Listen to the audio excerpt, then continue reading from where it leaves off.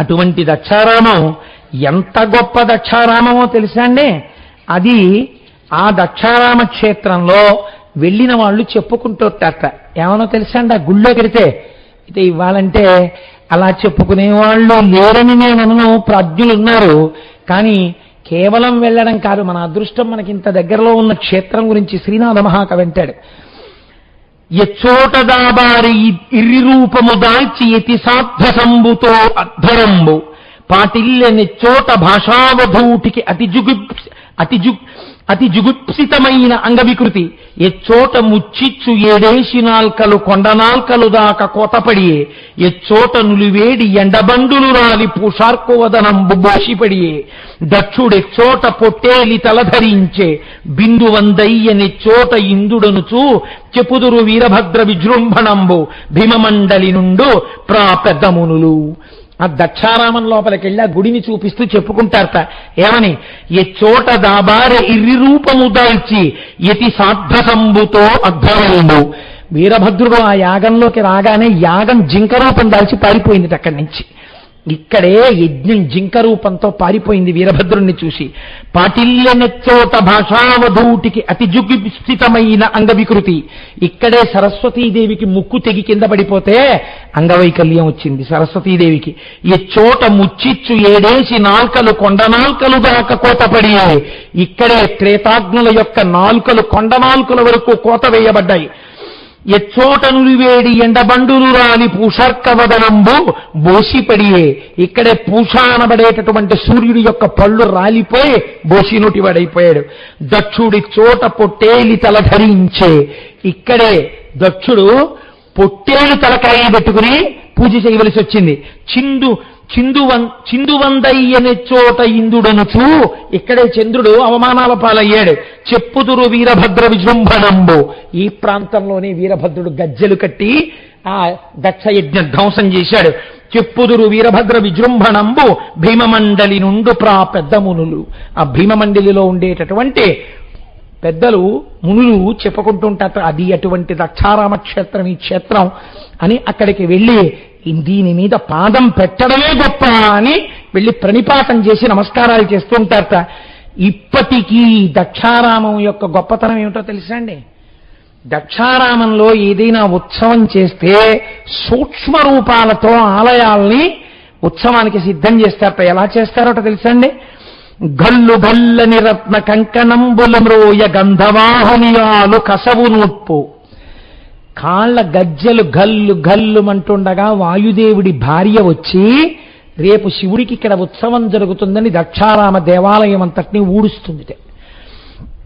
లక్ష్మి కింగేళి లీలారవిందమ్మునగలయంపి చిలికించు కమ్మదేని లక్ష్మీదేవి చేతిలో ఉండేటటువంటి పద్మంలో ఉన్నటువంటి తేనెని తీసి లక్ష్మీదేవి ఆ దక్షారామంలో కలాపి చల్లుతుంది.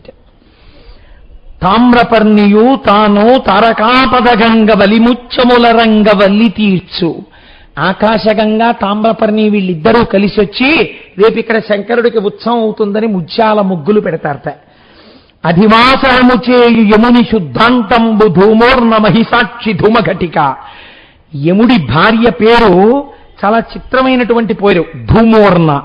ఆవిడ వచ్చి దున్నపోతు నుంచి దిగి చేతిలో సాంబ్రాన్ని పట్టుకుని దేవాలయానికి అంతటికి ధూపం వేసి వెడుతుందిట. సప్త పాతాల నాగేంద్ర చంద్రముఖలు ఫణమతి జ్యోత్స్న దివ్యగంబముల కుదురు సోమమకుటిని గారాబు జొటి అయిన దక్షమాటిక ప్రతి మహోత్సవమునందు. పాతాళలోకంలో ఉండేటటువంటి నాగకాంతలు తమ పడగల మీద ఉండేటటువంటి మణుల కాంతులతో ఆ చీకట్లో తెల్లవారుజామునొచ్చి భీమేశ్వరుడికి దీపాలు పడతాయిట. ఎప్పుడిప్పుడు దక్షారామంలో ఉత్సవాలు జరిగినా ఇది జరగవలసినదే. అంత గొప్ప క్షేత్రం ఆ దక్షారామం. అదే దక్షవాటిక. ఇవాళ రోజున మనం ద్రాక్షారామం అంటాం. ద్రాక్షారామం దానిమ్మ పండు రామం కాదు, దక్షారామం దాని పేరు. దక్షుని యొక్క ఆరామము. కాబట్టి ఆ దేవతలందరూ కూడా పరుగు పరుగున చతుర్ముఖ బ్రహ్మగారి దగ్గరికి వెళ్ళారు. వెళ్ళి అయ్యో మహానుభావుడైనటువంటి శంకరుడికి ఆ గ్రహాన్ని తెప్పించాం, తెప్పించినటువంటి పాపము యొక్క ఫలితాన్ని మేము ఇవాళ అనుభవిస్తున్నాం. ఇంత భయంకరంగా ఉంది, కాబట్టి మేము ఎలా ఇవాళ బతికి బట్ట కడతామని అడిగారు. అడిగితే ఆయన అన్నాడు, మీరు చేసినటువంటి పాపము సామాన్యమైనటువంటి పాపం కాదు. ఆయన శర్వుడు, భవుడు, ఉగ్రుడు, భీముడు, రుద్రుడు, పశుపతి, మహాదేవుడు, ఈశానుడన్న పేరుతో సమస్త లోకములందు 8 రూపములతో ప్రకాశిస్తున్నవాడు పరమశివుడు. అటువంటి పరమశివుడిని యజ్ఞంలో భాగం లేకుండా నిరీశ్వర యాగం ఏమిటి? బుద్ధి లేనివాడు వాడు చేశాడు అనుకోండి ఆ యాగాన్ని. బుద్ధి గడ్డి తిందిరా మీకు, మీరెలా వెళ్ళారా యాగానికి? ఇది చేయకూడదని ముఖమ్మడగా చెప్పవలసిన బాధ్యత మీకు లేదా? ఎందుకు వెళ్ళారా? అనుభవించారు మీరు. అయినా మీకు ఒక్క మాట చెప్తున్నాను, కరుణాపూరిత హృదయుడురా. మీరేమనుకుంటున్నారు? ఇప్పుడు కైలాసానికి వెడితే శంకరుడు త్రిశూలంతో మొక్కలు చేసేస్తాడనుకుంటున్నారు మన్ని. అలా ఉండదు పరిస్థితి. మనం బుద్ధి తెచ్చుకుని ఆయనకి నమస్కరించడానికి వెడితే ఎంత ప్రసన్నమూర్తిగా ఉంటాడో చూడండి. రండి వెడదామని వీళ్ళందరినీ తీసుకుని కైలాసానికి వెళ్ళారు. వెళ్ళేసరికి ప్రశాంతవతనంతో చిత్రంబట తరోర్మూలో వృద్ధా శిష్యా గురుర్యువ గురోస్తు మౌనం వ్యాఖ్యానం శిష్యాస్తు చిన్న సంశయా. ఒక పెద్ద వటవృక్షం, ఆ వటవృక్షం కింద కూర్చుని తన ఎడమ తొడ మీద కుడిపాదం పెట్టుకుని సనక సనందారాది మహర్షులందరూ తన చుట్టూ కూర్చునుండగా పరబ్రహ్మమునకు సంబంధించినటువంటి జ్ఞానాన్ని చక్కగా ఇలా చిన్ముద్ర పట్టి మౌనవ్యాఖ్యా ప్రకటిత పరబ్రహ్మతత్వం వర్షిష్టాం తే వసదృషిగణైరవృతం బ్రహ్మనిష్టై ఆచార్యేంద్రం కరకలిత చిన్ముద్రమారూపం స్వాత్మారామం ముదితవదనం దక్షిణామూర్తిమీడే. తనలో తాను రమిస్తున్నవాడై సన్నటి చిరునవ్వు నవ్వుతూ పరమానంద స్వరూపంగా వాళ్ళందరికీ జ్ఞానబోధ చేస్తున్నట్ట. ఎక్కడ చూసినా కైలాస పర్వతం మీద చక్కటి లతావితానములు, పొదరిళ్ళు, ఎందరో ఋషులు, ప్రమథగణాలు, నందీశ్వరుడు, గంటల చప్పుడు, వచ్చేటటువంటి విమానాలు, వెళ్ళేటటువంటి విమానాలు, శంకరుడికి చేస్తున్నటువంటి నమస్కారాలు, పరమ భక్తితో అందరూ పంచాక్షరీ మహామంత్రాన్ని జపం చేసుకుంటూ పరమ రమ్యంగా శోభాయమానంగా ఉంది ఆ కైలాస పర్వతం. అప్పుడు వాళ్ళకి బుద్ధొచ్చి శంకరుడి దగ్గరికి వెళ్ళి నిలబడన్నారు.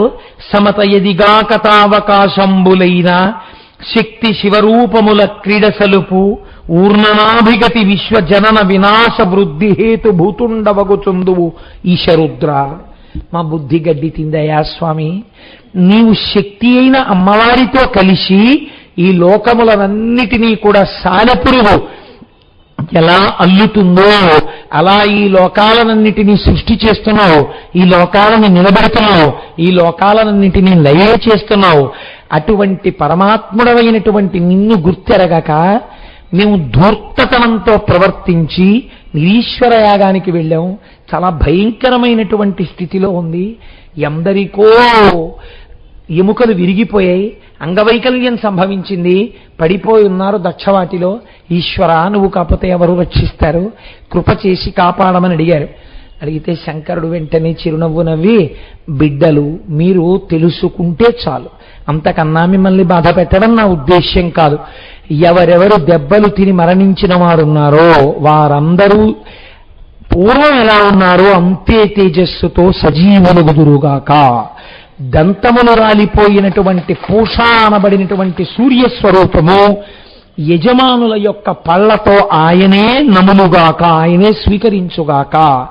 ఇక నుంచి వారికి పళ్ళు ఊడిపోయాయి కాబట్టి పూష అనబడేటటువంటి సూర్యస్వరూపమునకు మెత్తటి పరమాన్నము నివేదన చెయ్యబడుగాక.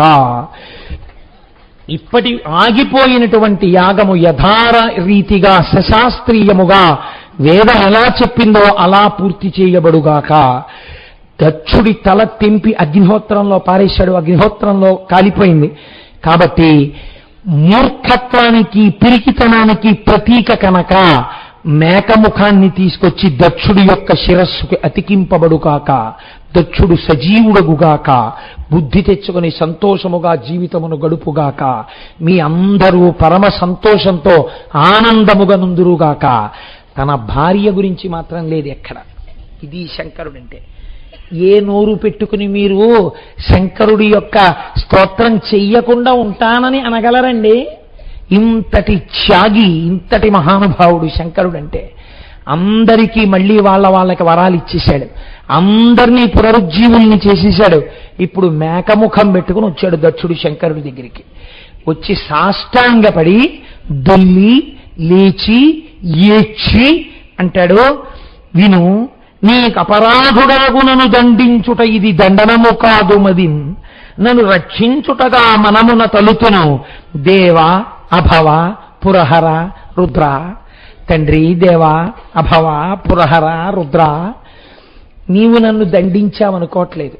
నువ్వు ఇలా ఈ మస్తిష్కాన్ని తీసేసి ఉండకపోతే ఇంకెన్ని పాపాలు చేసి ఉండేవాణ్ణు.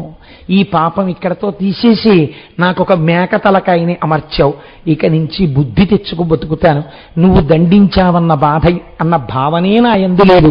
శంకరుడు నన్ను ఎంత రక్షించాడో అని ఇప్పుడు గుర్తెరిగాను. ఏమీ అనలేదండి ఆయన. తథాస్తు, చాలా సంతోషం, దక్ష చక్కగా వెళ్ళి యజ్ఞాన్ని పూర్తి చేయి అని ఆదేశించారు. ఇప్పుడు వీళ్ళందరూ వెళ్ళి ఆ యాగాన్ని పూర్తి చేసి అప్పుడు చతుర్ముఖ బ్రహ్మగారు శ్రీ మహావిష్ణువు వచ్చారు. ఇటువంటి తప్పు పనులు ఎన్నడూ చెయ్యకండని వారు చెప్పగా ఆ యాగాన్ని పూర్తి చేశారు. మనకి ఈ దక్షయజ్ఞ ధ్వంసం గురించి ఒక మాట చెప్తారు.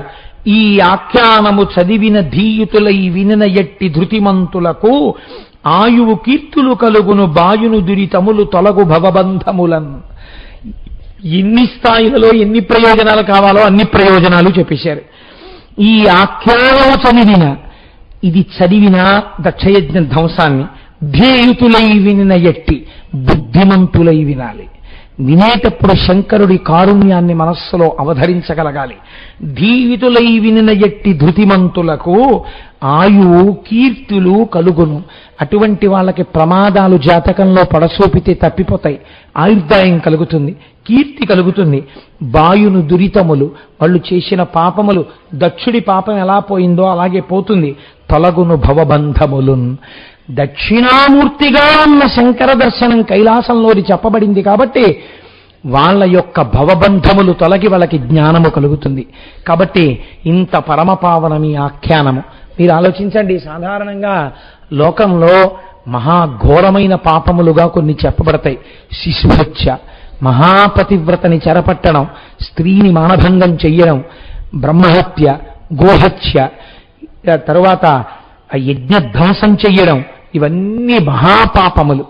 అట్లాంటిది దక్షయజ్ఞ ధ్వంసము మాత్రము మహా గొప్ప ఆఖ్యానముగా చెప్పబడింది. ఎందుచేత? నేను నిన్నటి రోజు చెప్పిన విషయాన్ని బాగా జ్ఞాపకంలో ఉంచుకోండి. చదువుకున్న చదువుకి సార్థకత ఏనాడు ఆ చదువు వెర్రి తలలు వేయరాదు.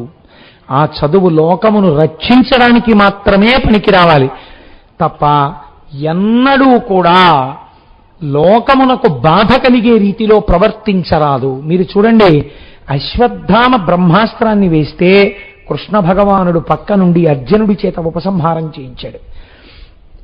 మన ఋషులకు లోకములనన్నింటినీ తల్లడింప చేయగలిగినటువంటి శక్తి కలిగిన మంత్రములకు భ్రష్టలైనప్పటికీ వారు ఎన్నడూ లోక విధ్వంసము జరిగేటట్టుగా మాత్రం ప్రవర్తించలేదు. మన సనాతన ధర్మమునందు భగవంతుడు దేని కొరకు అవతరిస్తాడు అంటే ధర్మాన్ని నిలబెడతాడు, పాపుల్ని సంహరించేస్తాడు, తాను నిలబడిపోతాడు. ధర్మాన్ని నిలబెడతాడు పరమాత్మ మన సనాతన ధర్మంలో. కాబట్టి దీనికి ఆది ఎక్కడ? మనము వినేయులమై ఉండుట అనగా పరమ వినయముతో ఒక విషయాన్ని విన్నప్పుడు ఇది ఋషి ప్రోక్తము కాబట్టి మనం గౌరవంగా ఇందులో ఉన్న సత్యాన్ని తెలుసుకుని మనం పరమభక్తితో మన జీవితాన్ని గడుపుదామని తెలుసుకోవాలి. ఇన్ని విషయములను ఆవిష్కరించింది. అహంకారం ఎంత ప్రమాదాన్ని తీసుకొస్తుందో దక్షపాత్రతో చెప్పించింది. కోపం హద్దు పద్దు లేకుండా వెళ్ళిపోతే ఎంత దూరం వెళ్ళిపోతుందో చూపించింది. కోపానికి చెల్లెలు పగ. ఆ పగ ఎదురుగుండా ఉన్న వాళ్ళు ఎవరన్నది కూడా చూడదు. తన కడుపున పుట్టిన కూతురు కాలిపోతుంటే చూస్తూ ఊరుకోగలిగాడు. ఇంతటి కరడుగట్టిన స్థితికి వెళ్ళిపోతుంది మనస్సు. మనస్సు విషయంలో తస్మాత్ జాగ్రత్త జాగ్రత్త. అందులోంచే ఇవాళ పుట్టినటువంటి మొలకయే రేపటి మహావృక్షము.